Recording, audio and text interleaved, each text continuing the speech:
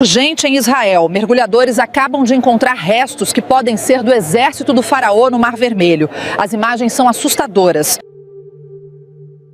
Durante séculos, o mundo tratou a travessia do Mar Vermelho como apenas uma história, um mito, um relato religioso difícil de provar. Mas hoje, tudo mudou. Mergulhando nas águas silenciosas e profundas do Mar Vermelho, uma equipe de resgate viu algo que o sonar já havia alertado. Formas perfeitas, simétricas, impossíveis de serem obra da natureza.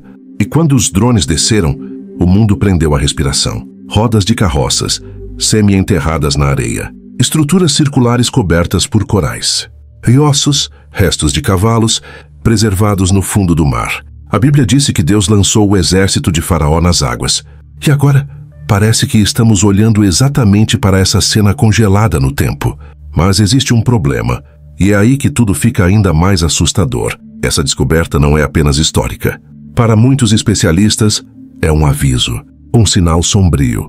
E se for verdade, pode significar que algo muito maior e muito mais perigoso está prestes a acontecer novamente.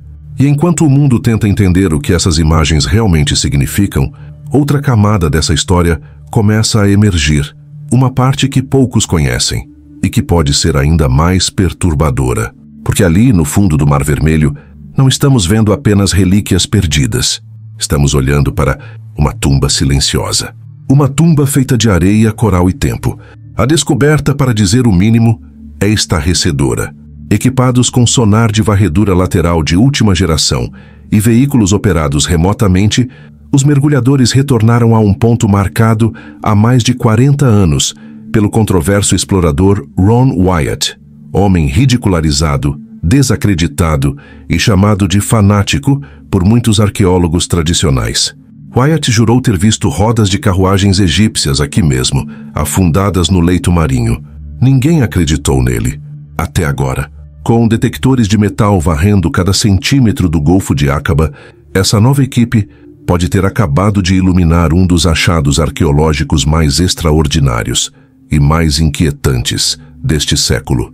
E o mais impressionante, isso pode ser apenas o começo. Veja bem, o que ninguém te diz é que esta área, a praia de Nuweiba, é geograficamente única. Ela se abre para uma enorme ponte de terra submersa e plana, a única do tipo em todo o Golfo. Ela se estende por cerca de 10 milhas até a atual Arábia Saudita, com profundidades que despencam para 5.000 pés em ambos os lados. Os mergulhadores relataram ter encontrado assinaturas metálicas estranhas, escondidas sob montes cobertos de coral. A princípio, muitos as descartaram como ruído ou detritos de naufrágios modernos. Mas quanto mais fundo os mergulhadores iam, mais inegável a evidência se tornava. Sob as ondas, formas assustadoras começaram a emergir da escuridão. Estruturas simétricas com bordas nítidas e distintas, quase como as rodas de uma antiga carruagem congelada no tempo. Quanto mais se aproximavam, mais claros os contornos se tornavam. Pelo menos 3 formações distintas em formato de roda se destacavam, incrustadas com uma espessa camada de coral, mas ainda mantendo sua forma após séculos submersas. O fato mais chocante é que não eram apenas pedaços aleatórios. Eles foram encontrados em linha reta, como se marcassem um caminho de retirada em pânico. Suas câmeras de alta resolução capturaram cada detalhe arrepiante. Uma roda, em particular, brilhava fracamente com um lustre dourado sob o coral, com seus 4 raios claramente visíveis. Estava desgastada, sim, mas estranhamente preservada o suficiente para causar arrepios nos mergulhadores. E só não era apenas mais uma relíquia perdida no mar. Parecia algo que poderia desafiar tudo o que a arqueologia moderna tinha aceitado como fato. Enquanto avançavam, mais fragmentos apareceram.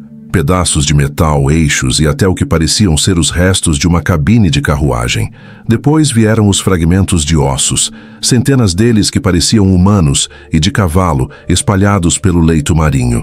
Cada descoberta parecia ecoar as alegações de Ron Wyatt, o homem cujas teorias foram ridicularizadas por décadas.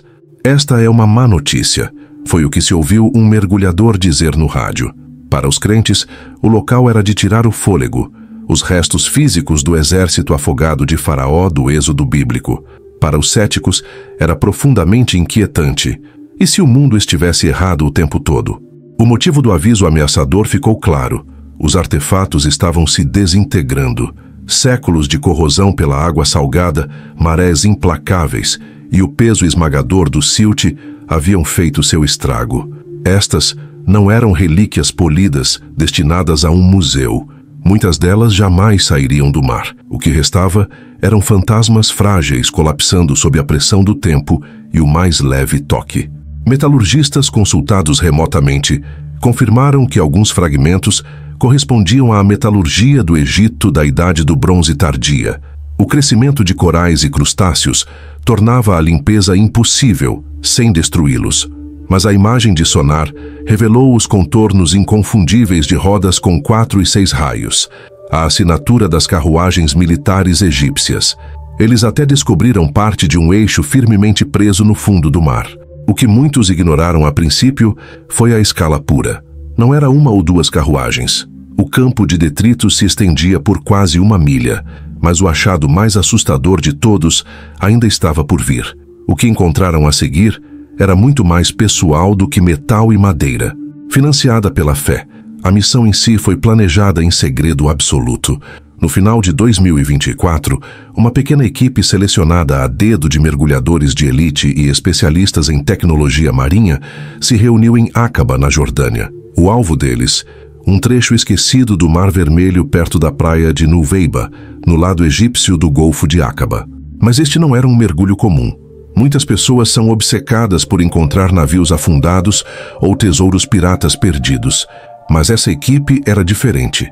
Eles estavam caçando o fantasma de uma alegação feita há quase 50 anos por Ron Wyatt, um explorador que insistia ter encontrado as rodas das carruagens do faraó Ramessés II sob as ondas.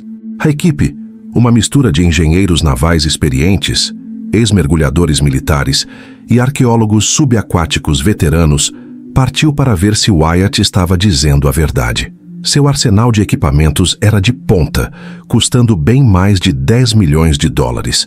Eles tinham sistemas de imagem de sonar que podiam mapear o leito marinho em 3 dimensões, drones de águas profundas com câmeras de alta resolução e scanners submersíveis capazes de detectar até a menor anomalia magnética no sedimento. Mas apesar de toda a tecnologia, a missão quase não aconteceu. Veja bem, o que ninguém te conta é que este tipo de exploração é repleta de burocracia política. Pedidos de financiamento enviados pelos canais arqueológicos tradicionais foram rejeitados de imediato. Agências governamentais e universidades descartaram a ideia como bobagem pseudocientífica. Um oficial de antiguidades israelense teria zombado, dizendo que não havia nada ali além de cor, cal e conspiração. Para piorar, vários governos alertaram discretamente os mergulhadores para não explorarem o local, citando frágeis leis de preservação marinha. Ficou claro que alguém não queria aquelas águas perturbadas. Mas nem tudo é o que parece. A resistência apenas endureceu a determinação da equipe. Um grupo de financiadores privados discretos finalmente interveio. Eram entusiastas ricos da arqueologia bíblica, pessoas que acompanhavam as alegações controversas de Ron Wyatt há anos. Alguns eram simplesmente bilionários curiosos com gosto por aventura. Outros eram profundamente motivados pela fé. Juntos, eles financiaram toda a operação silenciosamente, sem publicidade e com total discrição. Meses de planejamento meticuloso se seguiram. Permissões para levantamento geológico foram discretamente obtidas. Uma cobertura inteligente para o seu verdadeiro objetivo. Eles estavam prestes a mergulhar em um dos maiores mistérios da história e estavam fazendo isso completamente fora dos registros oficiais. Assim que a missão começou, um operador de drone avistou a primeira pista inquietante, um crânio de cavalo semi-enterrado, emaranhado em algas marinhas. Quando ele foi trazido mais tarde para teste, os resultados foram uma bomba. Correspondeu a uma antiga raça egípcia, usada para puxar carruagens reais. Isso por si só era estarrecedor, mas o verdadeiro choque ainda estava por vir. Momentos depois, uma voz tensa de mergulhador estralou no rádio. Isso não é bom. A tripulação presumiu um problema de equipamento até que o vídeo ao vivo da câmera do seu capacete apareceu nos monitores. O que viram os paralisou no lugar. restos humanos. Não apenas alguns ossos espalhados, mas centenas. Crânios, costelas e colunas jaziam emaranhados com lanças cobertas de coral e os restos estilhaçados de armações de madeira. Estas não eram as vítimas de um simples naufrágio. Eram aglomerados de pessoas aparentemente pegas em plena fuga, como se um cataclismo tivesse varrido todos de uma só vez. O mergulho não parecia mais uma expedição. Parecia um descida a um local de descanso subaquático. Uma cena de catástrofe de 3.000 anos. Mas quem foi o homem que os apontou primeiro para este local exato? O Santo Graal de Wyatt. Para muitos, a crença no exército de carruagens afundadas do faraó remonta a um homem, o explorador que primeiro ousou alegar: "Eu encontrei as rodas." Seu nome era Ron Wyatt, um aventureiro autodidata que cativou a imaginação e gerou feroz controvérsia. Wyatt é a figura mais frequentemente invocada sempre que o debate sobre a travessia do Mar Vermelho ressurge. Para seus seguidores, ele era um pioneiro. Para seus críticos, um fraude. De qualquer forma, a história dele simplesmente se recusa a morrer. O que muitos ignoraram é que Wyatt não era professor. Ele não possuía licença arqueológica e não tinha treinamento formal em história. Durante a maior parte de sua vida, Wyatt trabalhou discretamente como enfermeiro e anestesista no Tennessee. Mas dentro dele ardia uma convicção de que a Bíblia não era apenas um livro de fé, mas um registro histórico literal esperando para ser provado. Nos anos de 1970, Wyatt começou a dedicar sua energia ao que via como um chamado divino, descobrindo as evidências físicas por trás dos maiores milagres da Bíblia. Ele financiou sua própria expedição, juntando dinheiro de amigos, grupos da igreja e pequenos doadores privados. Para dizer o mínimo, seus métodos eram não convencionais. Suas primeiras jornadas foram ousadas, até audaciosas. Na Turquia, ele alegou ter localizado o local de descanso da Arca de Noé no Monte Ararat. Na Arábia Saudita, ele apontou para o que acreditava ser o verdadeiro Monte Sinai, insistindo que ainda carregava as marcas queimadas e enegrecidas do fogo de Deus. Cada alegação o empurrava ainda mais para os holofotes e mais fundo na controvérsia. Mas nada atrairia mais atenção global do que seu mergulho no Mar Vermelho em 1978. Naquele ano, Wyatt viajou para a praia de Nuweiba. Com apenas equipamento básico de mergulho e quase nenhum apoio formal, ele deslizou para as águas do Golfo de Aqaba, impulsionado por pouco mais do que as Escrituras e a fé. E segundo Wyatt, o que ele descobriu lá embaixo mudaria tudo. Ele alegou ter visto algo extraordinário. Formas incrustadas de coral que se pareciam exatamente com as rodas de antigas carruagens egípcias. Algumas, ele disse, tinham 4 raios, outras tinham 6 ou até 8. Ele também descreveu ter visto fêmures e crânios humanos, alguns parecendo ter sido esmagados por uma força tremenda.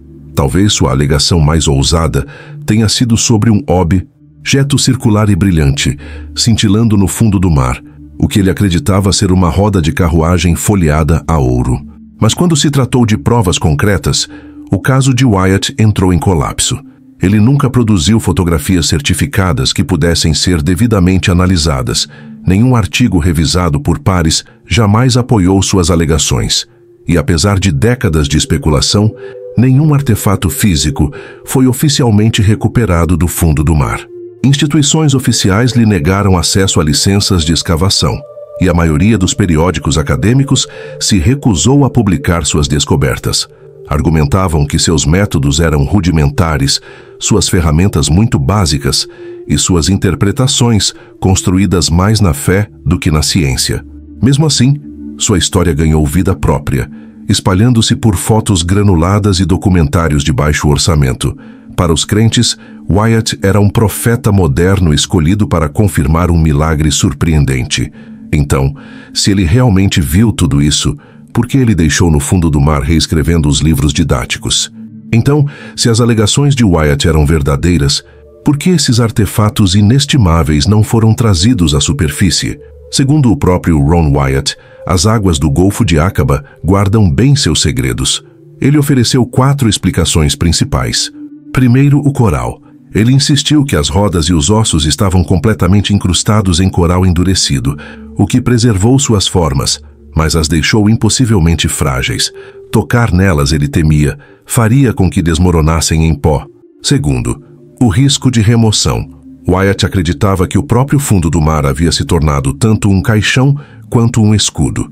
Uma vez perturbados e expostos ao ar e à luz, os objetos decairiam rapidamente, deixando para trás apenas fragmentos e perguntas sem resposta. Terceiro, havia a lei. O Golfo de Aqaba está sob a estrita jurisdição arqueológica do Egito. Remover qualquer artefato sem aprovação governamental é um crime grave. Wyatt alegou que essa barreira legal tornava quase impossível recuperar ou até mesmo exibir publicamente seus supostos achados. E então veio sua quarta alegação, a mais provocadora: a roda de carruagem dourada. Ao contrário das outras, esta roda não estava coberta de coral. Estava lisa, brilhante e parecia ser folheada a ouro. De acordo com o relato dele, ele realmente recuperou esta peça e a entregou às autoridades egípcias. Mas é aqui que a história desmorona. Não há fotografias verificadas, listagens de museus, nenhum relatório oficial, nada.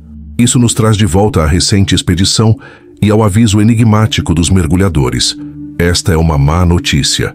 A má notícia não era apenas que os artefatos eram frágeis, era que eles estavam sendo ativamente destruídos. A equipe relatou que desde a época de Wyatt, grandes seções do campo de detritos parecem ter sido deliberadamente limpas ou encobertas. Alguns especulam que é trabalho de governos querendo evitar uma descoberta controversa que poderia desestabilizar narrativas históricas e religiosas.